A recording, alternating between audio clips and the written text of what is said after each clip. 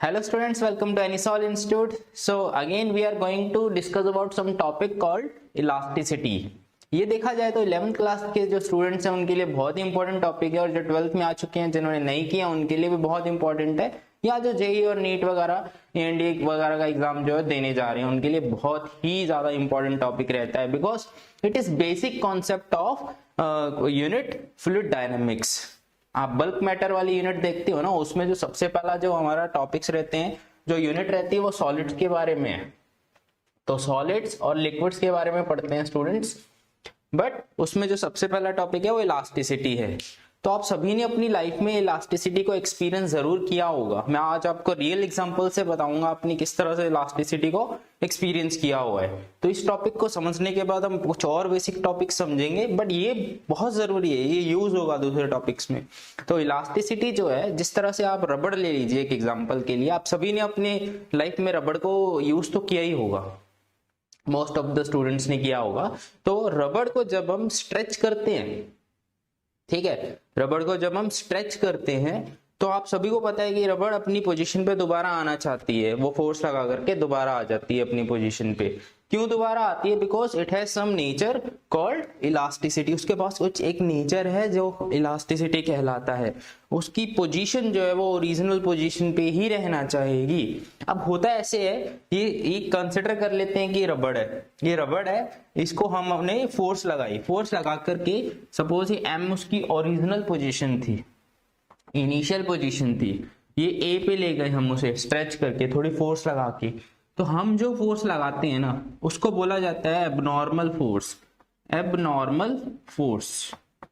Okay, हमने जो force apply की उसको खींचने के लिए, उसकी देखो हमने डीफॉर्म कर दिया ना उसको, उसकी पोजीशन को, इसीलिए उसको बोला जाता है एबनॉर्मल फोर्स।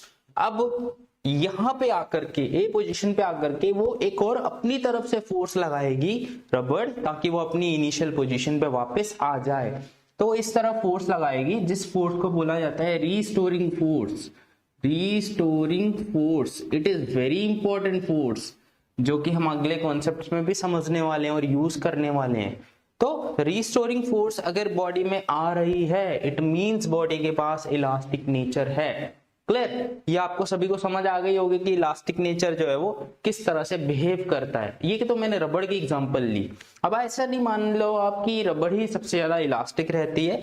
अगर हम अगले आने वाले कॉन्सेप्ट्स में देखेंगे कि रबड़, अगर मैं रबड़ और साथ में स्टील अगर मैं आपसे पूछूं कि स्टील ज्यादा होता है इलास्टिक या रबड़ ज्यादा इलास्टिक होती है, तो आई नो जिन्हें नहीं पता तो मोस्ट ऑफ द आंसर होगा रबड़ ज्यादा इलास्टिक होती है, but it is very wrong answer. Answer is steel ज्यादा इलास्टिक होती है। क्लियर? इसका रीजन जो है हम अगले लेक्चर्स में देखेंगे। इसके बाद जो लेक्चर्स बनने वाले हैं उसमें हम यंग्स मॉडुलस के बारे में पढ़ेंगे, ओके, और कुछ और टर्म्स के बारे में पढ़ेंगे जिसमें मैं स्टील के बारे में बताऊंगा क्यों ज्यादा इलास्टिक होता है। क्लियर? अभी यहाँ पे जो हमारे पास समझने वाला टॉपिक है वो स्ट्रेस है, क्योंकि हमने क्या अप्लाई किया, यहाँ पे हमने फोर्स अप्लाई की है। फोर्स अप्लाई किसको की है? कोई इलास्टिक बॉडी को। तो इट मींस मैंने स्ट्रेस अप्लाई किया। So what is stress? Stress, solids में स्ट्रेस लगता है, और प्रेशर जैसे आप पढ़ते हो, pressure, most of the students को प्रेशर के बारे में पता ही होगा, वो हम लिक्विड्स में पढ़ेंगे। बट अभी स्ट्रेस क्या है? स्ट्रेस है normal force over area, over area. Sorry, अभी नॉर्मल फोर्स में क्यों बोल रहा हूं?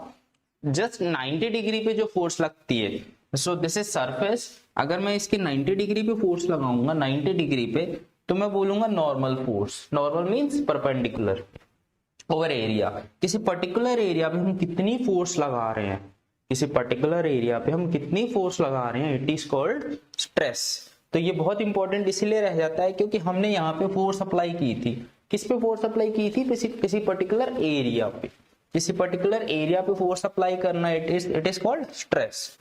तो हमारे पास जो स्ट्रेस की ऐसा यूनिट आती है, ऐसा यूनिट जो है वो क्या रहती है? फोर्स। फोर्स की ऐसे यूनिट सभी जानते हैं, न्यूटन रहेगी, और डिवाइडेड में एरिया है तो मीटर स्क्वायर ऊपर आके क्या बन जाएगा?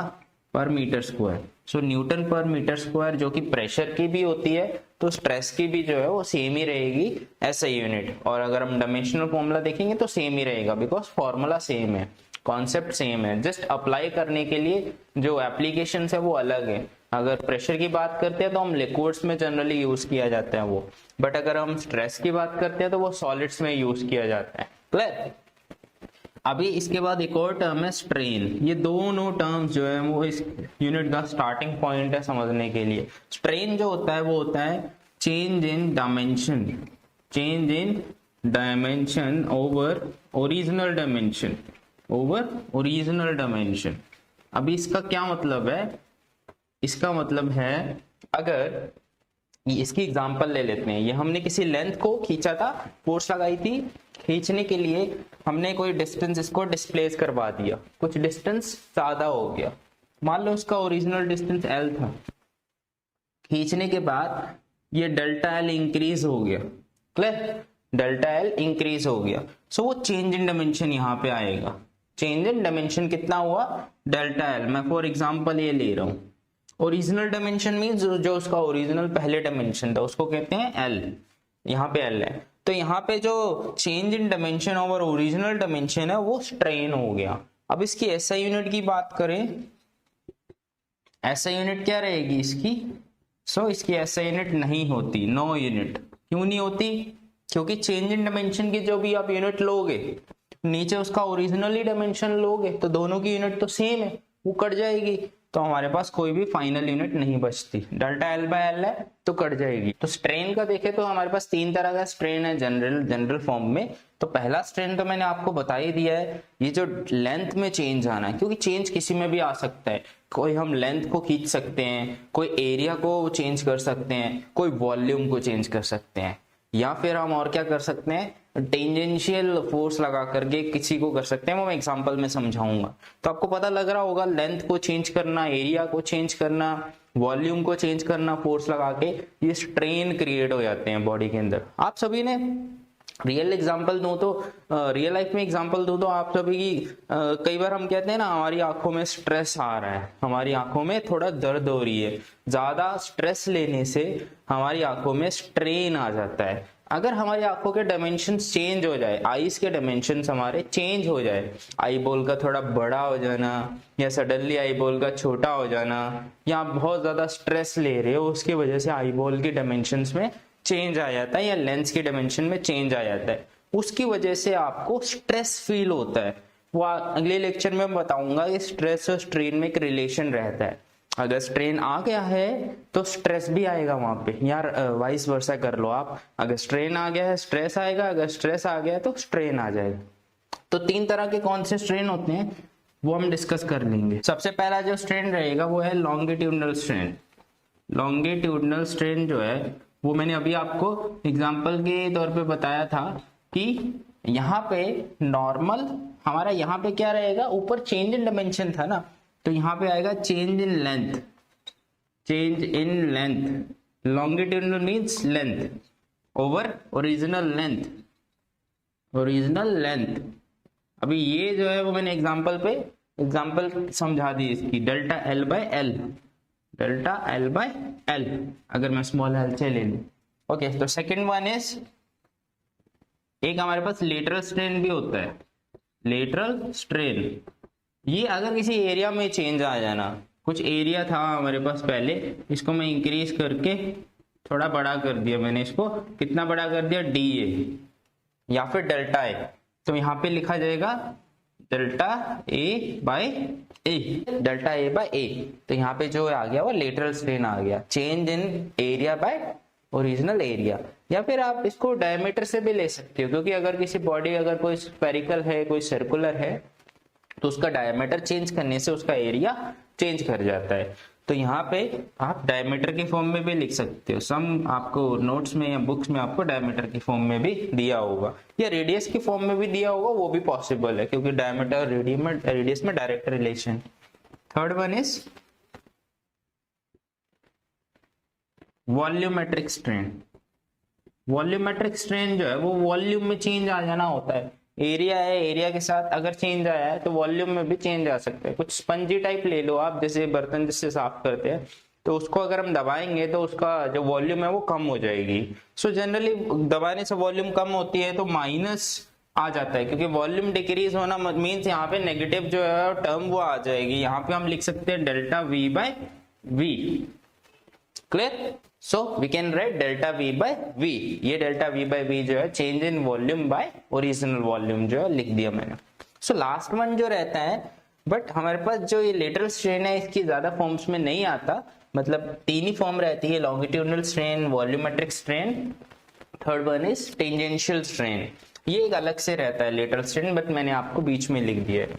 तो टेंजेंशियल स्ट्रेन जो है वो किस तरह से होता है वो आप एक बार समझ लीजिए। टेंजेंशियल स्ट्रेन इतना ज्यादा यूज नहीं होगा आपको, यही जो मैंने 3 पहले करवाए वही यूज होंगे। So fourth one is tangential strain. So आपको पता है कि टेंजेंशियल फोर्स जो है वो किस तरह से लगाई जा सकती है। आप सभी के घरों में रेफ्रिजरेटर या फ्रिज ले लो या फिर आप टीवी ले लो, उसका जब नया लाते हैं तो गत्ता होता है ना, उसका बॉक्स होता है, ओके बॉक्स होता है, उसका बॉक्स रखो, उसका जो बॉक्स है उसके ऊपर अगर हम टेंजेंशियली फोर्स लगा दें तो वो टिल्ट कर जाएगा थोड़ा सा एंगल पे। सपोज वो बॉक्स ऐसे था, ठीक है, ऊपर से ऐसे था, ऊपर से टेंजेंशियल फोर्स लगा दें हम। टेंजेंशियल मींस, टेंजेंट क्या होता है, किसी भी पॉइंट, एक पॉइंट से पास करते हुए कोई लाइन जाना, उसको टेंजेंट कहते हैं। सो टेंजेंशियल जब हम फोर्स लगाते हैं तो ये थोड़ा सा टिल्ट कर जाएगा अपनी पोजीशन से, ऐसे झुक जाएगा, किसी एंगल से झुक जाएगा। क्लियर? ये उसकी मान लो डेल्टा एक्स जो है उसके चेंज आ गया, थोड़ा डिस्टेंस में चेंज आ गया, जहां वो ओरिजिनली था वहां से वो हट गया, ठीक है। तो यहाँ पे हम कह सकते हैं कि जो उसका चेंज आया डेल्टा एक्स ओवर उसका जो भी ओरिजिनली इसका लेंथ था वो हम कंसिडर कर सकते हैं, ठीक है। तो ये कुछ तरह के स्ट्रेन्स होते हैं। आपको स्ट्रेस क्लियर होना चाहिए, स्ट्रेन क्लियर होना चाहिए और इलास्टिसिटी क्लियर होना चाहिए। नेक्स्ट टॉपिक्स में हम हुक्स लॉ के बारे में देखेंगे और भी कुछ लॉस के बारे में देखेंगे, और हम देखेंगे किस तरह से इलास्टिसिटी जो है रियल लाइफ में और काफी सारी एग्जांपल्स जो है किस तरह से हमारे सामने आती है। ब्रिजेस कैसे बनते हैं, ब्रिजेस के बीच में गैप क्यों होता है, जो अगर हम ट्रेन की पटरियां ले लेते हैं उस पे जो पत्थर रखे होते हैं वो क्यों रखे होते हैं, वो सारा हम फ्लूइड डायनेमिक्स के बीच में ही पढ़ने वाले हैं। जितने भी फ्लूइड्स के बारे में कॉन्सेप्ट है वो सारे फ्लूइड डायनेमिक्स में ही पढ़ेंगे। अगर इसमें कोई डाउट है तो आप मुझे पूछ सकते हो, डिस्क्रिप्शन में आप जाकर के या कमेंट कर सकते हो। Thank you very much.